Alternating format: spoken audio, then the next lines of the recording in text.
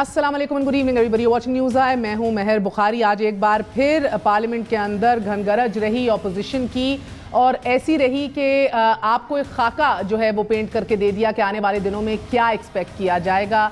Post budget scenario, and of the year scenario, जिसके बहुत क्या सराहियाँ हो रही हैं कि क्या एक्सपेक्ट किया जाए। बिलावल भुट्टो जरदारी ने आज ये कह दिया दो टोक कि ये पीटीआई नहीं, पीटीआईएमएफ की हुकूमत है और फैसले कहाँ हो रहे हैं ये बताया नहीं जा रहा, ना ही एतमाद में लिया जा रहा है। ये जहन में रखिए कि ये हर एक की स्वाबदीद होती है हर हुकूमत की कि वो अपनी टीम बनाए, हर वजीर आजम अपनी खुद टीम बनाए, मगर हाल ही में जितनी तेज़ी से तकर्रियाँ हुई हैं और ऐसी हुई हैं जो अनएक्सपेक्टेड थी, जो नाम सामने आए हैं, उससे मज़ीद जो है वो एक कन्फ्यूजन ज़रूर फैली है। हमने नया फाइनेंस मिनिस्टर देखा है, स्टेट बैंक का नया गवर्नर देखा है, एफबीआर का नया चेयरमैन देख रहे हैं। हम एक मुकम्मल तौर पे नई टीम है।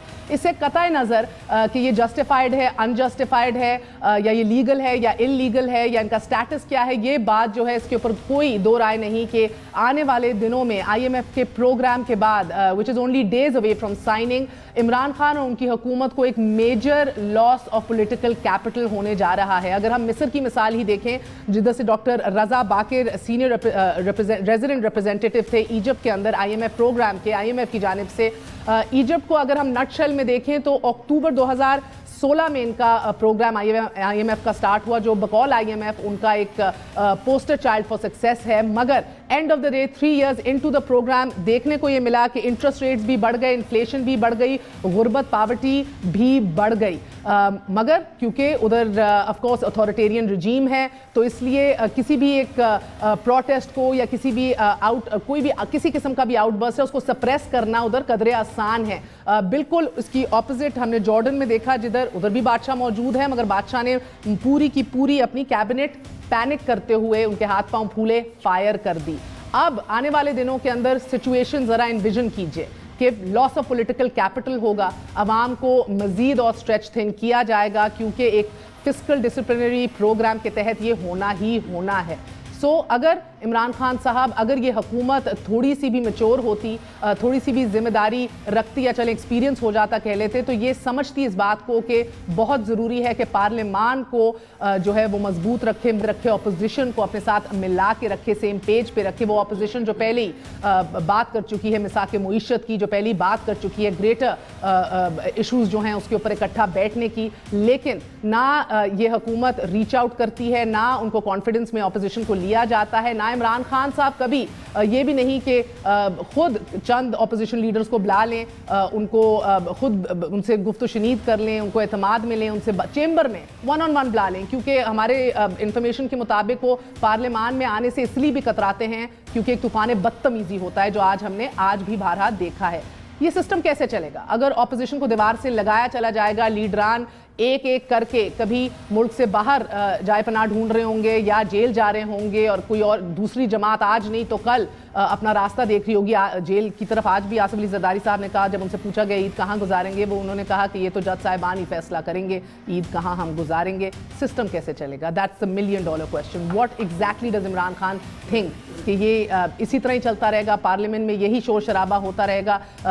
होना तो ये चाहिए था कि आज अहम मौज़ूआत के ऊपर गुफ्तगू शनीद होती, बहस होती, मुआशी जो आपकी पॉलिसियाँ हैं उनके ऊपर गौर व फिक्र किया जाता, बढ़ती महंगाई के ऊपर गौर व फिक्र किया जाता, अपोजिशन बेंचेस को एतमाद में लिया जाता। लेकिन इसके बिल्कुल बरक्स इस पूरे हफ्ते हमने सिर्फ और सिर्फ शोर शराबा और एक किस्म की केओस पार्लियामेंट में देखी है। खान साहब भी कल आए, घंटे के अंदर उठ के रुखसत हो गए without uttering even a single word.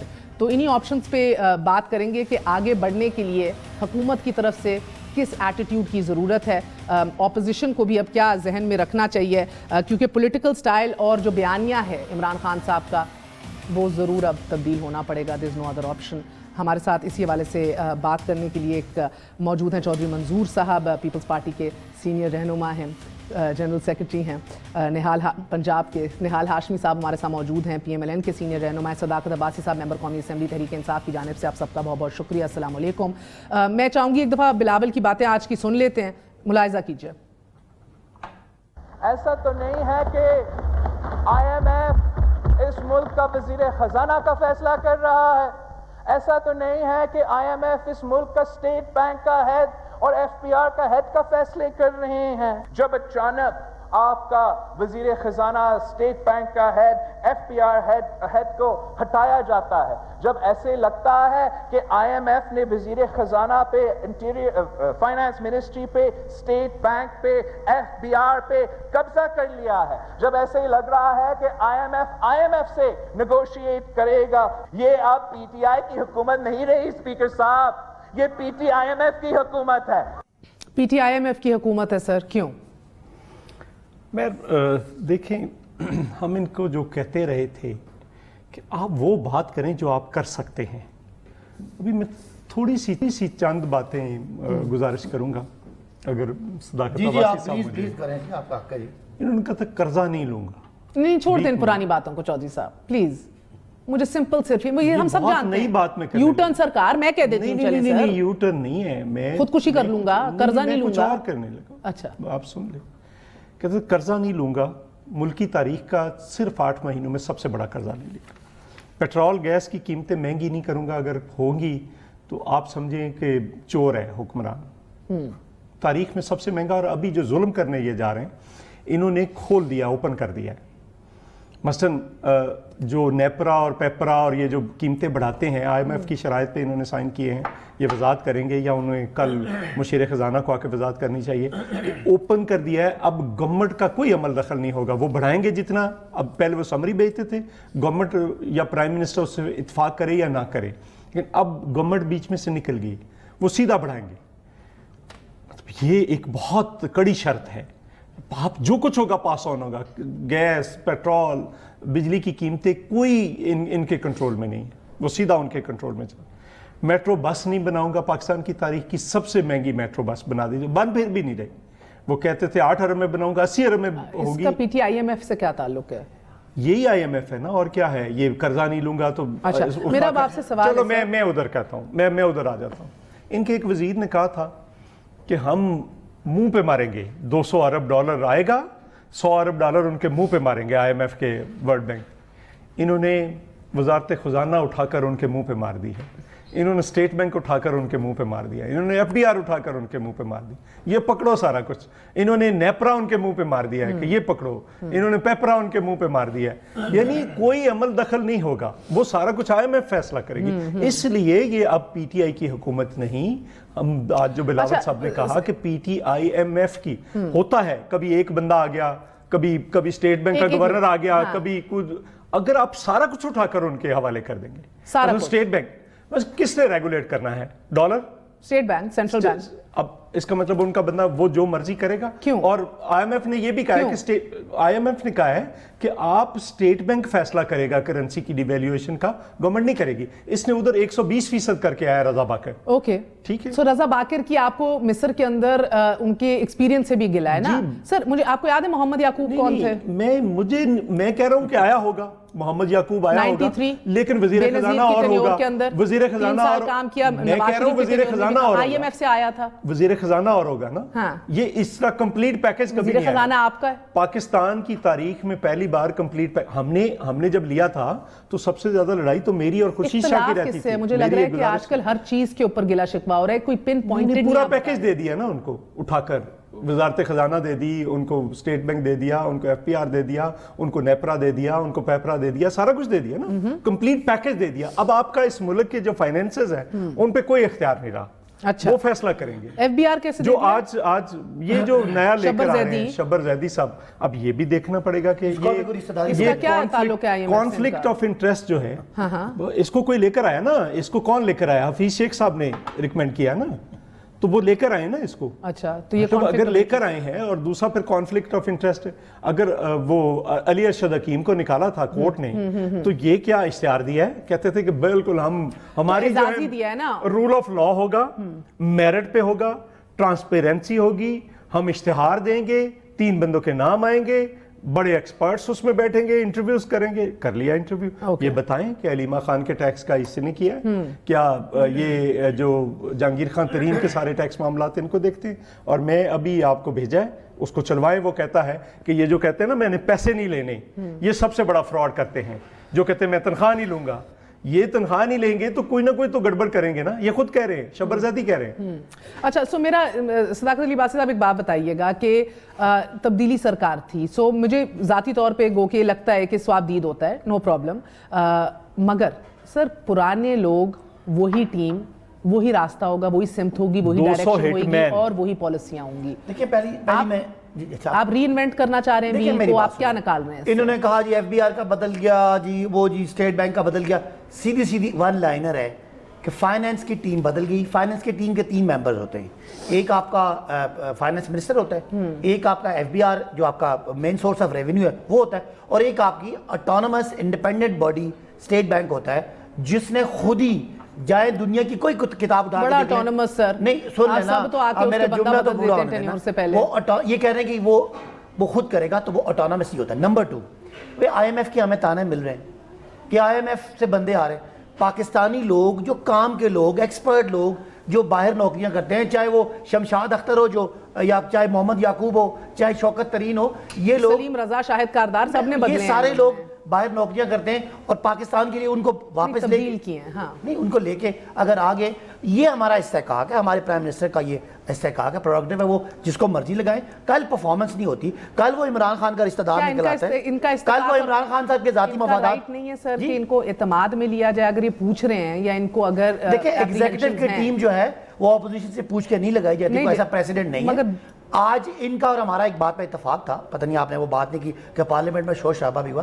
Parliament में आज 2/3 मेजॉरिटी से फाटा का बिल भी पास हो गया, जिसमें सारी ऑपोजिशन और हुकूमत इकट्ठी थी। उसमें जो सीटें उनकी एडजस्टमेंट करनी थी, कम उन पहले ज़्यादा थी, कम हुई, फिर ज़्यादा करनी थी, उस पर इत्तेफाक था। बाकी एग्जीक्यूटिव है, हमारा अपना काम है, इनका काम है क्रिटिसाइज करना। अगर हमने कहीं आइन और कानून वायलेट किया है तो बड़ी आपको वाइब्रेंट वहाँ पे अदालतें मौजूद हैं, आप ले जाएं। हम तो चाहते हैं कि एफबीआर की रिफॉर्म करनी है, आउट ऑफ बॉक्स सोल्यूशन करना है। अगर आपको लगता है कि शब्बर जैदी जो है वो out of the box solution ले आएंगे? हम समझते हैं, हमारे प्राइम मिनिस्टर समझते हैं कि वो करें।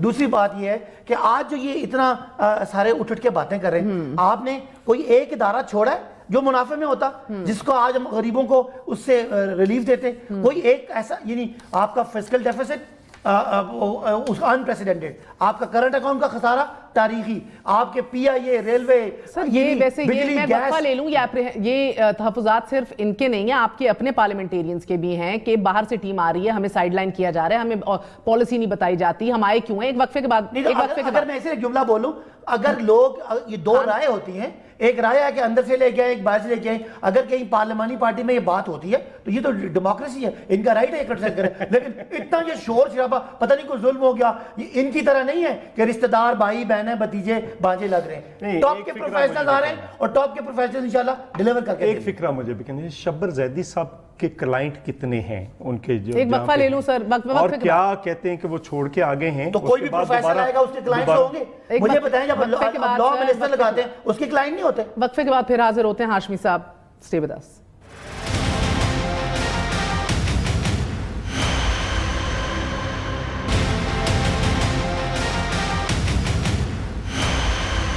वापस आने का शुक्रिया, welcome once again to news I. So development तो ये भी कि पीएमएलएन के अंदर एक ऑफ कोर्स एक जुम्बिश, एक हरकत फिर आई है, लेकिन अभी भी नहीं समझ आ रही कि मज़ामती बयानिया चलेगा, मसालेहाना बयानिया चलेगा। लेकिन मरियम साहिबा की, हाशमी साहब, आज की भी ट्वीट बड़ी इंटरेस्टिंग थी। अवामी हुकूमतें अवाम की ख्वाहिशात पर चलती हैं, धांधली और चोर दरवाजे से आने वाले नालायकों की हुकूमत दूसरों की शराइत पर चलती हैं। 9 महीने से पाकिस्तान के हवाले से एक भी अच्छी खबर नहीं आई। गरीब पर रहम करो और अपने महलों से निकलकर अवाम में जाकर देखो कि वो कैसे सिसक रहे हैं। तो सर अब ये stigma selection, selected prime minister के बाद यही लगेगा कि ये पीटीआईएमएफ है, जिस तरह बिलावल कहते हैं? जी बिस्मिल्लाहिर्रहमानिर्रहीम। मैं समझता हूँ आपने जो भी जुमले अदा किए मरियम बीबी के हवाले से वो लफ्ज़ ब लफ्ज़ सही है। आप देखें, मैं तो एहतजाज यहाँ पे ये भी करना चाहता हूँ कि मेरा भाई सदाकत अब्बासी जो इलेक्टेड मेंबर है, उन्हें फारिग करके बाहर बैठाया हुआ है, वो सिर्फ रबड़ स्टैम्प के तौर पे इस्तेमाल होते हैं, मगर असल जो इख्तियारात है वो IMF के लाए गए सारे कारिंदे हैं, वो सारे टेक्नोक्रेट हैं, वो सारे इमरान खान साहब के दोस्त हैं। वो जुल्फी बुखारी के शक्ल में हो, जो ड्यूअल नेशनल हो, वो नदीम रदा के शक्ल में, जितने उनके चहीते लोग हैं उनको सबको वो ले आए हैं। और देखें इस तरह से तो फिर दूसरों की डिक्टेशन पे चल रहे हैं। आप देखें जो मरियम साहबा ने कहा, क्या गलत बात की उन्होंने कि जो अवामी नुमाइंदा होता है वो पार्लियामेंट के ऊपर और उसके वजीर, उसके मुशीर, उसकी फौज, उसके सपोर्टर्स वो उस पार्लियामेंट से आते हैं। वो पार्लियामेंट होता है जमहूर का एक आईना, जमहूर बैठा होता है पार्लियामेंट के अंदर, और जब आपने जमहूर को बाहर निकाल करके बाहर के डिक्टेशंस पे, अल्हम्दुलिल्लाह हमारे पास कोई IMF का वजीर खजाना नहीं था, कोई स्टेट बैंक का गवर्नर नहीं था, कोई FBR का चेयरमैन नहीं था, कोई फाइनेंस का नहीं था, कोई एनर्जी सेक्टर का नहीं था, कोई ओवरसीज का नहीं था। अल्हम्दुलिल्लाह हमने सारे, हमारे पास ठीक लोग थे। और हमने सर तारिक बाजवा साहब के ऊपर बेचारे को तो सबसे डे वन से उनके ऊपर यही स्टैंप लगा रहा कि नून लीग के बंदे हैं, डार साहब के आप। और ये वैसे आपकी बात दुरुस्त है, शायद PMLN वो वाहिद जमात है जिसके पास अपना एक वजीर फाइनेंस हुआ रहा है। देखिए तारिक बाजवा साहब एक, please listen to me please, जरा आप सुन तो लेना। तारिक बाजवा साहब एक कैरियर ऑफिसर थे, डिस्ट्रिक्ट मैनेजमेंट से थे, वो FBR के चेयरमैन भी रहे, वो फाइनेंस सेक्रेटरी भी रहे, वो स्टेट बैंक में भी आए, एक बड़ा ऑनेस्ट आदमी है, उसके पर कोई क्वेश्चन नहीं करता है, मेड इन पाकिस्तान है, डिक्टेशन नहीं लेता है। तो फिर तारिक बाजवा के साथ और दूसरों आप बाकर रजा साहब का कोई मुआवजा नहीं है। ये लोग अपने मुल्क को तरजीह नहीं देते रहे, ये बैरून मुल्क अपने और अपने खानदान के लिए जाके डॉलर्स कमाते रहे, सहूलतें लेते रहे। पाकिस्तान उनको पसंद नहीं आता था, रास नहीं आता था। हाँ, सदाकत अब्बासी की तरह पाकिस्तान में रहते तो मैं उनकी हिमायत में बात करता। सदाकत यही रहा, यही से इलेक्शन लड़ा, उसको वजीर बनने का हक है क्योंकि हमारी बरादरी का। मुझे समझ नहीं आ रही सर, ये made in Pakistan, sir made in Pakistan, sir बात सुन लीजिए, made in Pakistan versus made in Pakistan मगर सिटिंग इन लंदन, ये तो ऑप्शन और आउट तो सिर्फ आपकी जमात के पास बेहतरीन है। अभी तो शहबाज शरीफ साहब भी बाहर हैं, सुलेमान शहबाज भी बाहर है, डार साहब ने भी ठान लिए वापस नहीं आऊंगा। तो ये मेड इन पाकिस्तान कुछ समझ नहीं आ रही है, आप क्या इतना इसके ऊपर? क्या डार साहब बाहर IMF में नौकरी करते थे? क्या डार साहब वर्ल्ड बैंक में थे? क्या डार साहब एशियन बैंक में थे? सर मैंने मोहम्मद याकूब का याद दिलाया, नवाज शरीफ साहब की 90s के अंदर उनके पास मोहम्मद याकूब IMF का ही रिप्रेजेंटेटिव था जो आप लोगों ने लगाए हुए थे। जी, अगर मादी में कोई चीज बेहतर नहीं, और देखिए मोहम्मद याकूब का मुआवजा आज के इससे नहीं हो सकता है क्योंकि नवाज शरीफ का मुआवजा इमरान खान से आप नहीं कर सकते। नवाज शरीफ ने 5 साल में 33 अरब डॉलर कर्जे वापस किए। नवाज शरीफ ने 5 साल में रिकॉर्ड एनर्जी प्रोड्यूस किया। नवाज शरीफ ने 5 साल के अंदर 4 साल में कराची को अमन का गहवारा बनाया। नवाज शरीफ ने CPEC के लिए एक बहुत बड़ा एक मुआहदा किया। नवाज शरीफ ने पाकिस्तान के सर वो 500 अरब ले डूबा, कहाँ राजा भोग, कहाँ गंगू तेली, कहाँ नवाज शरीफ, कहाँ इमरान खान, कोई मुआवजा है ही नहीं इन दोनों का। नवाज शरीफ के दौर में डॉलर उस सतह पे नहीं थी। नवाज शरीफ के दौर में पेट्रोल महंगा था, मगर आप देखें आलमी मंडी में नवाज शरीफ के दौर में पेट्रोल जो है एट एन ऑल टाइम लो था, मगर वो ट्रांसलेट नहीं हुआ अनफॉर्चुनेटली हमारे लिए। सर पाकिस्तान बैनुल अक़वामी मंडी में महंगाई सबसे कम थी, पीपल्स पार्टी बेचारी सबसे ज्यादा दीवार से लगाई है। महंगाई नहीं थी, इन्फ्लेशन नहीं था। क्या बात कर रहे हैं सर, ये दिखाइए जरा, मैं आपको मुआवजा दिखाती हूँ पहले 8 महीने तीनों हुकूमतों के। सर ये लगाए जरा, आपको बताऊंगा 4 साल पहले के दौर में महंगाई नहीं आई। आप लोगों से जाके पूछे ना सड़कों पे, मोहतरम भाई, मैं लोगों से जाके पूछे जिन सड़कों पे आप सफर करती हैं, उन सड़कों को तो देखे ना। 33 अरब डॉलर नवाज शरीफ ने बाहर किया है, बाहर 33 अरब डॉलर कर्जा वापस किया बाहर। हाशमी साहब, 33 अरब डॉलर नवाज शरीफ ने कर्जा वापस किया पाकिस्तान का। मेरी बात तो सुन लीजिए मोहतरम हाशमी साहब, ये पीक मैं अब आप अपने 4 साल इनके पहले 8 महीने से नहीं कर सकते कंपेयर। आप तीनों के अदवार के पहले 8 महीने अगर कंपेयर करें तो इन्फ्लेशन ग्राफ्स अवाम के लिए सामने चल रहे हैं। पहले 8 महीने में पीपल्स पार्टी के लिए की हुकूमत में 25.3% महंगाई थी, PMLN की 10.9% और PTI की 9.4%। ये पीक इन्फ्लेशन है। ये एवरेज इन्फ्लेशन जो थी वो 8% थी। PMLN आपके पहले 8 पालने में, पूत के पैर पालने में ये 9 महीने में लोगों को पता लग गया। देखिए, देग से एक दाना चावल के निकाला जाता है, पता लग जाता है कि देग में पका क्या है। पूत के पैर इलेक्टेड वजीर आजम है जो अपने लोगों भरोसा नहीं करते, आंखें बंद करके अब्बासी पे भरोसा नहीं करते और फिरदौस आशिक अवान पे भरोसा करते हैं, जो सदाकत अब्बासी पे भरोसा नहीं करते हैं और सदाकत अब्बासी ने भी इकोनॉमिक्स पढ़ी हुई है, जो सदाकत अब्बासी पे भरोसा आपने इकोनॉमिक्स पढ़ी, क्या आपका पे भरोसा करते हैं। इमरान खान का क्या, आप क्या पढ़ाते हैं? मैं एमफिल मैंने इकोनॉमिक्स में किया हुआ है, मैं चले। अच्छा मैं नहीं, अगर एमफिल किया हुआ है तो ये नहीं इतना काबिल आदमी बेचारा साइड में बैठा तालियां बजा रहा है। अच्छा मुझे जवाब मुझे ये मेरे पे करके ना, बुखारी वो अच्छा हाशिम साहब आप जवाब देने देना। हाशमी साहब ने कहा, पहले बहुत शुक्रिया, इन्होंने मेरी तारीफ की। नहीं सर, मैं तो मुझे तो बड़ी हमदर्दी, आप मेहरबानी होगी ना बोलने देना, और आपका शुक्रिया, आपका शुक्रिया। हाशमी साहब को भी वजीर इत्तलात होना चाहिए था। 12th मैन बने बैठे हैं, बताएं।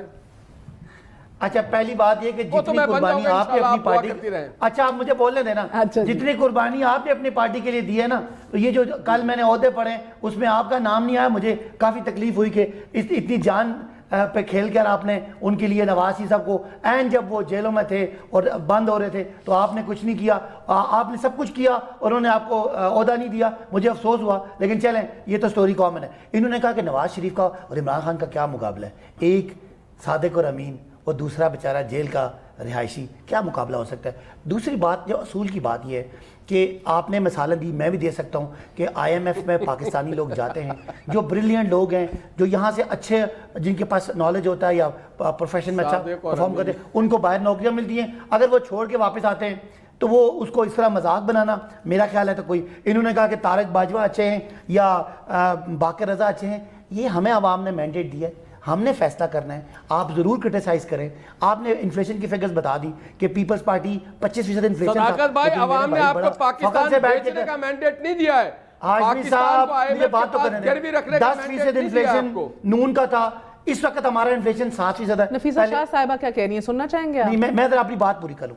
कहने की बात यह है कि जो ये महंगाई के लिए परेशान है, इनकी परेशानी बिल्कुल हम एक्सेप्ट करते हैं, लेकिन आपको पता है कि आपने दोनों अदवार में PIA को अरबों के नुकसान में, स्टील मिल को अरबों के नुकसान में, बिजली को अरबों के नुकसान में, गैस को अरबों के नुकसान में एक इदारा बता दें जिससे मुनाफा आ रहा हो, आज हम उधर से पैसे लेके आवाम को रिलीफ दें। ना होता मेरे हाशमी साहब अपनी बारी पे बोले ना, 113 रुपए का लीटर का पेट्रोल इस कौम ने लिया है जब डॉलर 98 रुपए के था, आज डॉलर 140 के करीब है, तो उसका इंपैक्ट आया है हमारे पास। अगर आप इजाजत दें, सुनिए, आपने इतनी लंबी उनकी बात कराई है, आपकी बात भी सुनिए पूरी। मुझे बताऊं, मुझे किस बात का है सर, आगे की जो ऑप्शंस हैं, आप जिस सिमत में चल रहे हैं ना, जो ये एक रवैया है, इससे कौन सा अल्लाह ना करे आप मुझे बताएं कहां किस बात कर रहे हैं। एक सेकंड देखिए, इन हाउस चेंज हो नहीं सकता, अभी नंबर किसी के पास नहीं है। आपकी क्यों चेंज करना चाहते हैं? लोगों ने अल्लाह अल्लाह करके इन करप्ट लोगों से जान छुड़ाई है। मिड टर्म इलेक्शन की बात ऑपोजिशन ने शुरू कर दी है। मिड टर्म की बात हमेशा चलती है, मैं आपको बता रहा हूं, आवाम ने अल्लाह अल्लाह करके सिंध के अंदर आप लोग डे 1 से कोशिश कर रहे हैं एडवेंचरिज्म करने का, अल्लाह अल्लाह अभी भी बाय द वे लोग कर रहे हैं। एक वक्फा ले लूं, सिंध के अंदर जिस एडवेंचरिज्म के आप वहां नजर आ रहे हैं डे 1 से, आज ऑपोजिशन उस पर भी सरापा एहतजाज है। कोई चौधरी साहब वापस आके जरा एक वक्फे के बाद चौधरी साहब बताएं, ये सिंध के अंदर कहीं कोई अनएक्सपेक्टेड सरप्राइजेस तो नहीं होंगे रमजान के बाद, पोस्ट बजट, एक वक्फे के बाद?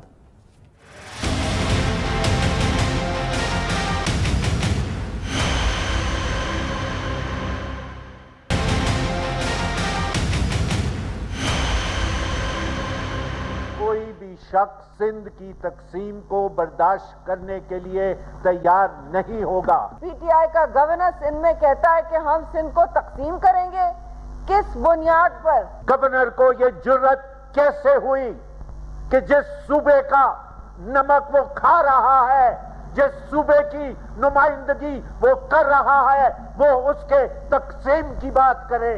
शर्म की बात है कि वो मुस्ताफी हो और बताए कि वो स्टेट एक्सपेंस में वहां क्या कर रहा है। कि अगर उसको इतना शौक है सिंध की तकसीम का, तो पहले अपना ओहदे से इस्तीफा दे।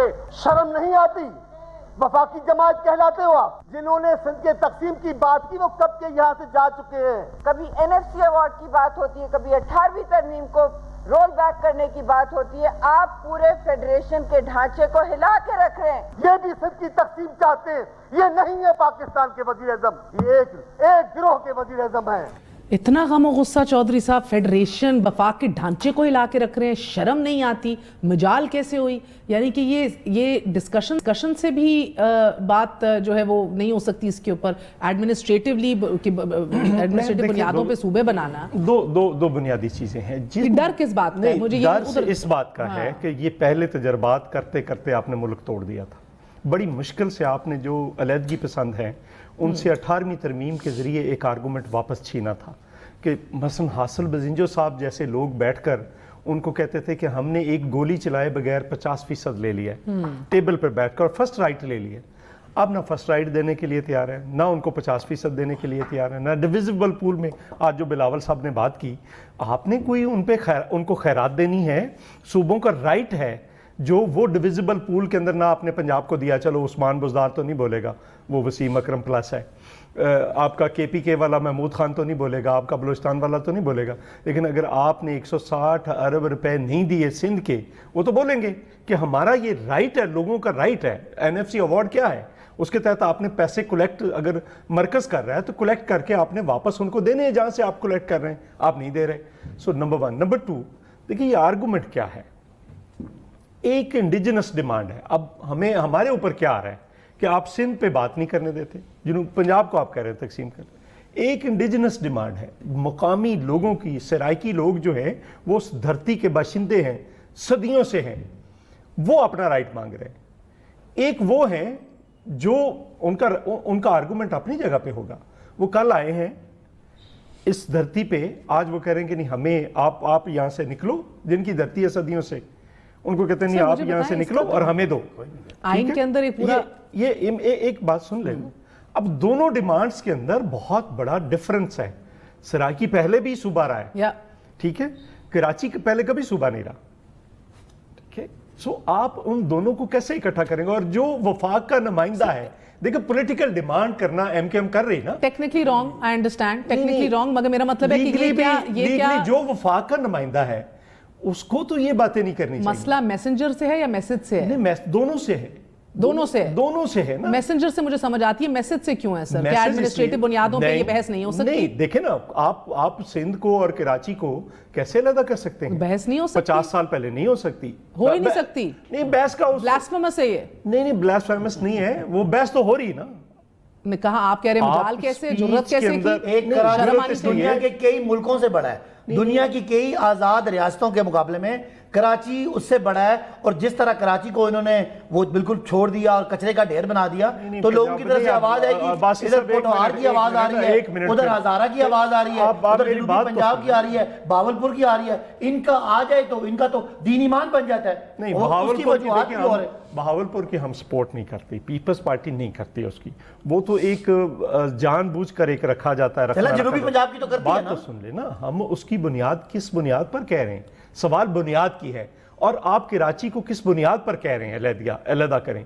कराची क्या सारी सदियों से सिंध का हिस्सा नहीं रहा? Not particularly Karachi, only Sindh के हवाले से क्या यार, कराची एंड हैदराबाद ना। आपको लग रहा है बाय द वे कोई हैदराबाद भी अल्टीरियर मोटिव क्या है चौधरी साहब? आपका सियासी तजुर्बा क्या कहता है, क्या होने जा रहा है? बेहतर एडमिनिस्ट्रेशन तो फिर आप हर जिले को नहीं, मुझे बताइए सर, मेरी वजह है। आप तो हालत ये है आपकी, आपने तो जिला खत्म कर दिया। हम तो डिवॉल्व कर रहे हैं ना। नहीं, क्या डिवॉल्व कर रहे हैं कि हम तो तहसील पे आ गए। नहीं, एक सेकंड ना, तहसील पे आ रहे हैं ना, तो जिले को खत्म करो, डिप्टी कमिश्नर हटाओ ना। आप यार सारे फंड जब नीचे चले जाएंगे ना, आप 18वीं तरमीम में बात करते हैं, एक जुमला सुन लें, 18वीं तरमीम में आप बात करते हैं फंड लेके अपने पास, नीचे जो प्रोविंशियल फाइनेंशियल अवार्ड है उधर नहीं जाते, हम तो जाके विलेज काउंसिल पंचायत में जाते। आप लोगों का प्रॉब्लम ये है कि आप निहाल हाशमी साहब को बार बार कह रहे थे कि बीच में ना बोले और खुद बोल रहे।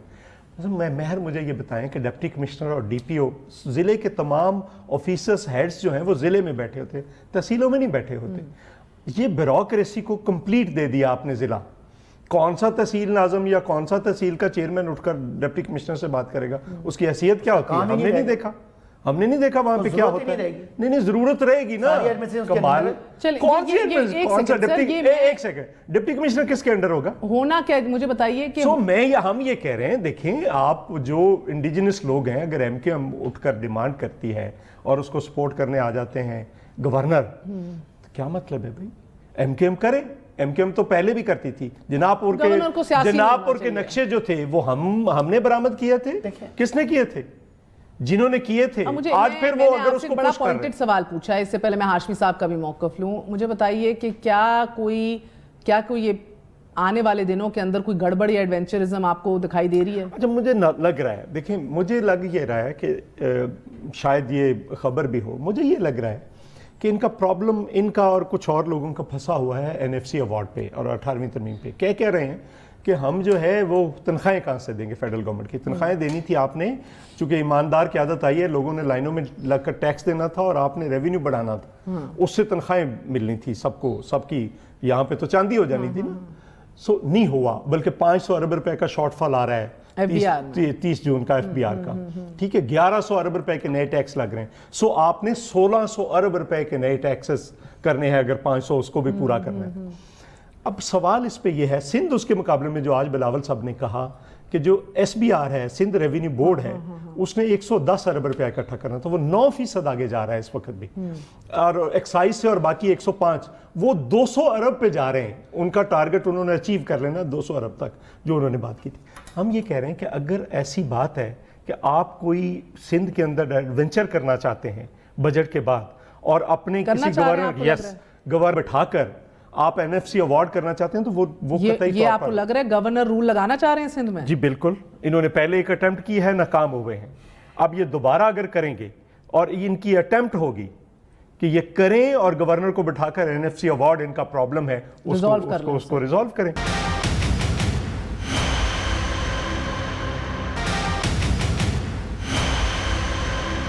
हाशमी साहब, आपकी क्या राय है? आपको लग रहा है कि ये प्लान है इनका, कोशिश है, ये हो भी सकता है? महर, अगर 2 मिनट मुझे दें, मैं जिस शहर में बैठा हूँ, ये मेरे इश्यूज को आप लोग डिस्कस कर रहे हैं। बड़े मुश्किल से नवाज शरीफ साहब ने 20-22 साल के बाद कराची में अमन आया, कराची में हम आहंगी हुई, इंटरफेथ हुआ और एक कारोबार अपने रूट पे और सियासी कारोबार सारी चीज़ चलती रही। इशू 2 हैं।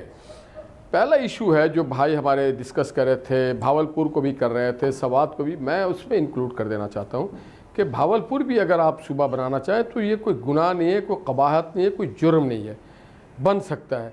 कराची के हवाले से मैं बताना चाहता हूँ, इसके जो सूबे से ज़्यादा बड़ा इशू जो है कि गुज़श्ता 46 सालों से यहाँ पे एक कोटा सिस्टम राइज है कि यहाँ के जो तालिब इल्म हैं उनको अपने शहर में, अपने सूबों में दाखिला नहीं मिलता।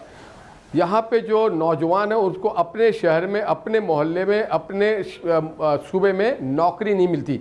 लोग बाहर से आके, वो ग्रेड 1 का हो, ये ग्रेड 17 का हो, कोई यहाँ पे नौकरी उनको नहीं मिलती है। जो यहाँ के लड़के हैं वो खा पश्तो बोलने वाले हो, पंजाबी बोलने वाले हो, सिंधी बोलने वाले हो, उर्दू बोलने वाले हो, तो वो महरूम किए जाते हैं। बाहर से लोग आते हैं, यहाँ के पुलिस में भी भर्ती होते हैं, यहाँ क्लर्क भी होते हैं, पट्टेदार भी होते हैं, टीचर भी होते हैं, डॉक्टर, अलगर्ज के हर शोबा ज़िंदगी में। तो एक बर्न है अंदर लोगों के। दूसरी बात यह है कि अगर आप लोगों के इश्यूज़ को एड्रेस करें तो ये बातें नहीं होंगी। तो कोटा सिस्टम एक बड़ा बुनियादी चीज़ था जो 46 साल से ये नासूर इस सूबे के ऊपर राइज है।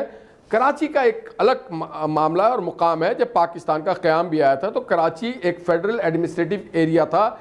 वो वफाक, जिस तरह इस्लामाबाद को आपने स्टेटस दिया हुआ, उस तरह का एक स्टेटस था इसके पास। 58 तक उसके पास, जी उसके पास, if I am wrong please correct me, ठीक है। तो आप उसको तो बिल्कुल, इससे आप रेवेन्यू कलेक्ट करती है हर पार्टी इसको क्लेम करती है, मगर कोई ओन नहीं करती है। इवन एमक्यूएम ने भी नहीं किया, उसने भी इस शहर में सर्फ नहीं किया, उसने अपने झंडे गाड़ने की कोशिश की गई, यहाँ पे बदनी रवाज पाया। मगर जो गवर्नर साहब ने बात की उससे ये बात नहीं जेब देता। उसकी एक वजह है कि गवर्नर साहब जो है वो इंटायर सिंध के गवर्नर है और ये अगर कोई डिसीजन लेना है तो ये अवामी नुमाइंदों ने लेना है, पार्लियामेंट में लेना है, सिंध असेंबली में लेना है, बल्दिया उज़्मा कराची में लेना है, हैदराबाद में लेना है, मीरपुर खास में लेना है, सक्कर में लेना है। एक आदमी जो के नुमाइंदे के तौर पे आता है। फवाद चौधरी साहब के भी ऐसे रिमार्क्स थे, हाशमी साहब आपको याद होगा। देखिए अगर जो कोशिश से जो हमने देखिए हमारी law enforcing agencies rangers police ने कुर्बानियां दी। एक हम इंपावर्ड किया रेंजर्स को, इस शहर को, इस सूबे को हमने बहुत इंपावर्ड किया, पीसफुल किया, उसकी तबाही की तरफ ले जाना चाहते हैं। देखिए ये एक साजिश है इसके आपकी पॉलिटिकल रीडिंग क्या है सर? आप इत्तेफाक करते हैं कि इनकी ख्वाहिश है गवर्नर रूल लगे कि एनएफसी का इशू रिजॉल्व कर सकें? देखिए मैं जी बिल्कुल इनकी ख्वाहिश है, इनकी ख्वाहिश है, इनकी 100% ख्वाहिश है, बिल्कुल इनकी ख्वाहिश है। पहली बात उन्होंने कहा कि नवाज शरीफ साहब की तारीफों के पुल बांधे और कहा 46 साल से यहाँ कोटा सिस्टम राइज है। नवाज शरीफ ने सब कुछ किया तो कोटा सिस्टम खत्म नहीं किया, जो इनका प्रॉब्लम है। दूसरी बात ये कि जी सूबे पे बड़ा मसला है, ये पार्लियामेंट का काम है सदाकत भाई, नवाज शरीफ का काम नहीं था, ये पार्लियामेंट का काम था। मोहतरमा वज़ीर आज़म थी तो नवाज शरीफ यहाँ फैजाबाद से पार उनको जाना नहीं देते थे। आज इनको बड़ी ज्यादा बातें याद आ रही हैं, ये जब मुस्लिम लीग नून वाले मोहतरमा प्राइम मिनिस्टर, तो हमने मादी से सीखा, एसओडी हमने साइन किया, चार्टर ऑफ डेमोक्रेसी हमने साइन किया, हमने मादी की गलतियों से अपने आप को बेहतरी की तरफ लाए। अब बात यह है पीपल्स पार्टी को परेशानी है अपने केसेस की। आज भी ज़ाहिर साहब कह रहे हैं पता नहीं मेरी जेल में होगी या इधर होगी, इनको कोई इशू नजर नहीं आ रहा। कभी कहते हैं 18वीं पहली बार काम तो नहीं किया ना, बार बार मुझे परेशानी। मैं कहना क्या कर रहा हूँ कि कभी इनको 18वीं तरमीम का खतरा नजर आता है, कभी इनको सिंध की डिवीजन की बात होती है। अगर सिंध डिवाइड होता है तो पंजाब भी डिवाइड होने की बात हो रही है। केपीके में हज़ारा वाले अपनी अलग मांग रहे, यहाँ पे जनूबी पंजाब वाले, यहाँ पोठवार वाले हम कह रहे हैं हमें सुबह। इसमें मुझे बताएं इतनी ज्यादा, मैं बताती हूँ सर, मसला सर डर सिस्टम का भी है, जिस तरह आप चल रहे हैं। सदाकत भाई हम आपसे ये डिवीजन वाली बात नहीं, हम तो कहते हैं हमारे हुकूक दे दें, चले आप दे दें हमारे हुकूक, कराची को वो जो उनके हुकूक है वो दे दें, हैदराबाद को दे दें, सक्कर को दे दें, हुकूमतें बनाओ, मगर फसादात करा के ना दें, कोई साजिश करके ना दें। कोई 18वीं तरमीम का खतरा नहीं है। खतरा ये है कि जिन लोगों ने आज पाकिस्तान की मईशत को डुबोया, इदारे डुबो के अपने जाती कारोबार से, भाई इसका सिंध का क्या ताल्लुक, और भाई इसका सिंध का क्या ताल्लुक, हमारे नौकरियों का क्या ताल्लुक, हमारे तालीमी इदारों में जो जाती है उसका क्या ताल्लुक, जो हमारे नौजवानों को नौकरी नहीं मिला उसका क्या ताल्लुक। भाई बात पे वो आज भी आप देखें कोर्ट कासिम में मुलाजमत आई तो कराची में लोगों की 5 सीटें हैं, पूरे पाकिस्तान से लोग आके कराची में नौकरी कर रहे हैं। अगर कराची में नौजवान बेरोजगार, अगर किसी सूबे की बात पे डिबेट करें, कराची के साथ 18वीं तरमीम पे डिबेट करें तो डिबेट करने में बुराई क्या है? क्या ये गैर जमहूरी बात है? नौकरी ना दे, तालीम ना दे, कारोबार ना दे, अमन ना दे, तो कराची पानी ना दे, सफाई ना दे, कराची में तो पीपल्स पार्टी की हुकूमत है। कहां जाए आप ये बताएं, आपके अलाइज की हुकूमत है वहां पे। नहीं आप वफाक में बैठे, आपके गवर्नर बड़े बड़े बातें कर रहे हैं।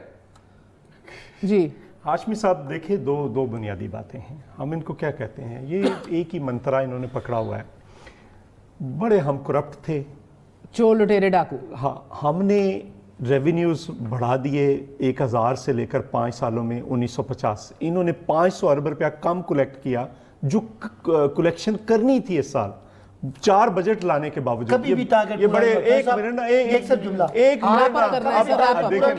कभी भी लग रहा है 500 अरब नहीं होगा। ये मेरा तरीका नहीं है, मैं हमेशा कभी आपके जी सर आप रैप अप करें। ठीक है, हमने 19 अरब डॉलर पे उठाई एक्सपोर्ट्स, हमने 25 अरब डॉलर रैप अप में चाह रही हूं आपसे आगे। मैं वही कह रहा हूं, ये बहुत अच्छे थे, ये बहुत अच्छे हैं, कोई एक काम नहीं कर सके। जिनको सारा दिन ये गालियां देते हैं उन्होंने यहां पे सारा कुछ किया। और किस वक्त किया? जब 2008 में आलमी मुआशी बहरान था, जब लाहौर में 3 लोग आटा तकसीम पे मर गए थे, फूड शॉर्टेज थी। 2 साल बाद आपकी गंदम पॉलिटिकल स्पेस दे रही है आपको ये गवर्नमेंट? ये पॉलिटिकल स्पेस, ये कोई स्पेस देने के लिए तैयार नहीं है। इससे आज मैं हाशमी साहब आप बहुत शुक्रिया हमारा साथ देने का, आप दोनों का भी, सिर्फ इस दुआ के साथ कि ये जरा होश के नाखून लें, ऑपोजिशन को साथ लेके चले, वो स्पेस बनाएं, पॉलिटिकल स्पेस बनाएं जिससे सिस्टम मजबूत हो। गुड नाइट, अल्लाह हाफिज।